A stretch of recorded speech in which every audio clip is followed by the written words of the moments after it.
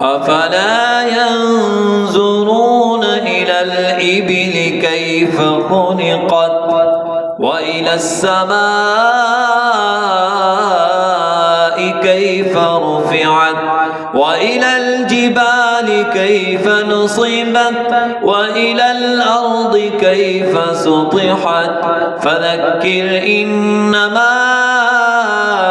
أنت مذكر لست عليهم بمسيطر إلا من تولى وكفر فيعذبه الله العذاب الأكبر إن إلينا